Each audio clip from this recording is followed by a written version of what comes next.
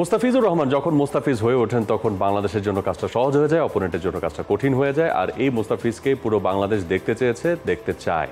তো মুস্তাফিজ যখন মুস্তাফিজের স্বরূপে ব্যাক করেন তখন সেটা বাংলাদেশের জন্য কতটুকু মঙ্গলের কারণ হতে পারে সেটা আমরা বিশ্বকাপেই দেখেছি। একজন বোলারের ইকোনমি যখন 4-এর নিচে থাকে, 3.91 যখন ইকোনমি হয়, তখন বোঝাই যাচ্ছে যে অপোনেন্টের জন্য কাজটা কতটা কঠিন হয়।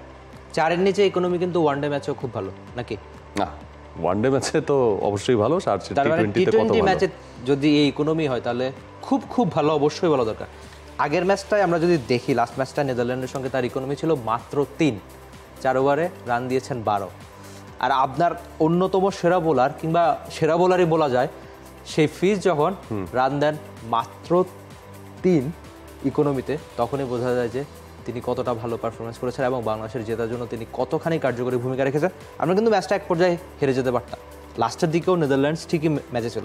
আর আপনি জানবেন না, টি-20 ম্যাচে এমন একটা খেলা কখন কে রান করে বসে, একটা ওভার যদি 20 রান হয়ে যেত বাংলাদেশ হয়তো ম্যাচটা হেরে যেতে পারতো। কিন্তু ফিজ মাত্র 3 ইকোনমিতে যে খুব ভালো বল করেছেন সেটা অবশ্যই আপনাকে বলতে হবে। আর আমরা রিশাদ বা সাকিব নিয়ে যতখানি প্রশংসা করেছি, আমার মনে হচ্ছে ফিজ নিয়ে একটু কমই করেছি। চলছে প্রেডিকশন গেম নগদ অ্যাপে। প্রেডিকশন করে জিতুন জিক্সার বাই টিভি, স্মার্টফোন সহ আরো অনেক পুরস্কার।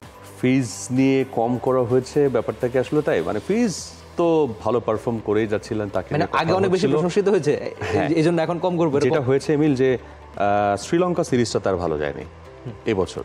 মানে শ্রীলঙ্কার বিপক্ষে যে 3টা টি-20 ম্যাচ তিনি খেললেন, সেখানে তার কত ছিল আমি যতটুকু মনে করতে পারছি, একটাতে 42 রান দিয়েছেন, আরেকটাতে 42 এবং আরেকটাতে 47, 42, 41, 47 এরকম 3টা তার বোলিং ফিগার ছিল।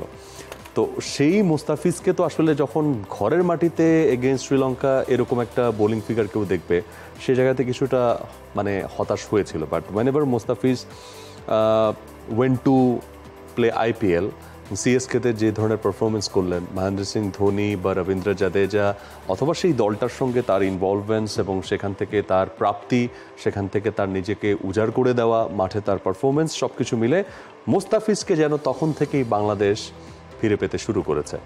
মানে আইপিএল যখন কোনো বাংলাদেশি ক্রিকেটার খেলতে যায়, আমার মনে হয় পুরো বাংলাদেশ, মানে আমরা হয় না যে কখনো একে সাপোর্ট করি কখনো ওকে সাপোর্ট করি, আমাদের সাপোর্টের মধ্যে কিন্তু নানান ভাগ থাকে। যে কোনো ক্ষেত্রে আমরা 2 ভাগ হয়ে যেতে পছন্দ করি বাঙালি।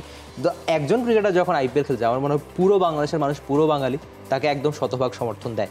তখন ওই সমর্থনের একটা, ওই যে আমাদের ক্রিকেটাররা প্রায়শই দোয়া চায় না, সে দোয়া বোধ হয় আইপিএলে ঠিকই কাজে লাগে। মুস্তাফিজ আইপিএলে সবসময় খুব ভালো পারফরমেন্স করে। আর আপনি খুব ভালো একটা পয়েন্ট ধরেছেন, ধোনির সঙ্গে কাজ করা, চেন্নাই কাজ করা। ধোনি মানে আধুনিক ক্রিকেটের অন্যতম সেরা ক্রিকেট মেধা বললে বোধ হয় মানে ধোনিকে একটু ভুল হবে না। তো ওই লোকটার সঙ্গে কাজ করা, সরাসরি শেখা, সঙ্গে ডিজে ব্রাভোর মতো একজন ভালো কোচ পাওয়া, যিনি টি-20 ক্রিকেটের অন্যতম সেরা কিংবা একেবারে সেরা বললেও খুব একটা ভুল বলা হবে না, তাদের সঙ্গে কাজ করে এসে বাংলাদেশকে খুব ভালো সার্ভিস দিচ্ছেন। আর বিশ্বকাপের আগেও যুক্তরাষ্ট্রের সঙ্গে খুব খারাপ করেছেন তা না, কিন্তু শ্রীলঙ্কার সঙ্গে ওই সিরিজটা আসলে একেবারে হতাশা ছিল, কিন্তু তিনি ফিরলেন বিশ্বকাপের মঞ্চে, বাংলাদেশকে ফেরালেন, খুব ভালোভাবে ফিরলেন।